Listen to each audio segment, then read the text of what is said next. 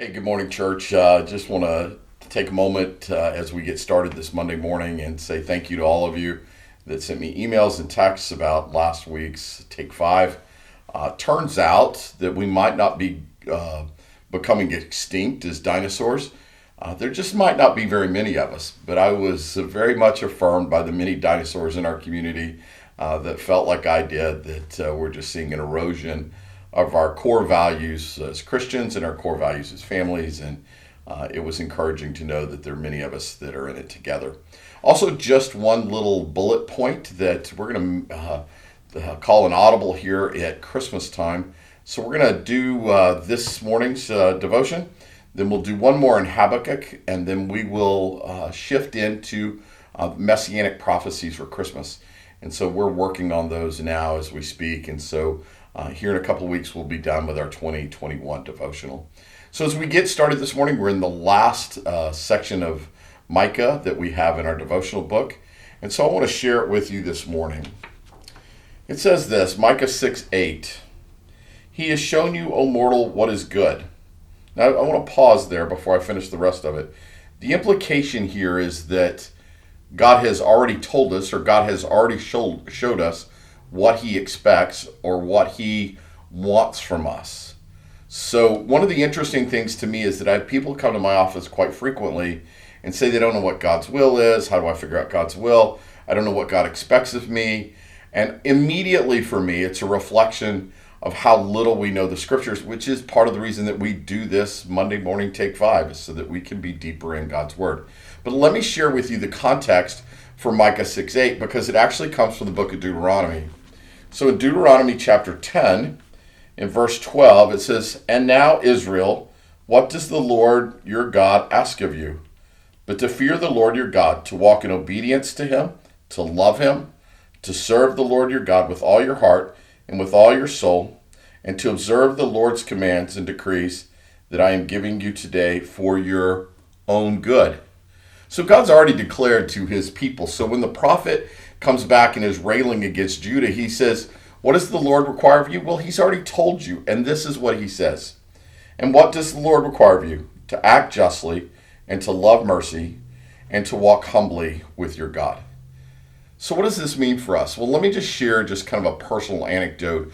When we were raising our boys, who are both adults now, there was never a time in our life, in our home, where they were not clear about the vision and mission of our home as Calhouns, as a family together. For example, they knew that they were never to use foul language. They knew that they were to treat all women with respect, especially their mother, that there would not be eye rolling, there would not be second guessing, there would be no talking back, any of those kind of things. There was an expectation that you would talk to others and you would use yes sir, no ma'am, yes ma'am, this kind of language. There was this concept that you didn't live in our household and have to be asked to do something, that you would get up and be looking how to serve, and that this would spill over into community. So what I'm trying to say is that in our raising of our kids, we wanted to be very, very clear of what our core values were at home, to help distinguish between what is right and what is wrong, to value truth and it being told 100% of the time. Now, these core values come from where? Well, they come from Dee and I and our biblical values and core values. My point is this, is that we were able to raise adult children that never had a day of confusion about, I wonder what dad's heart is on this. I wonder what dad thinks about this. I wonder what mom would say about this. I wonder what their input would be if they knew I was going to this party or whatever that might be. Much in the same way, Mona and I, our executive pastor, have worked together at Georgiana for 17 and a half years. She knows my heart for our church as well as anyone. She's not confused about why I make decisions, how I make decisions, and what my motivation is for doing that. She knows my heart because we have what? Spent time together.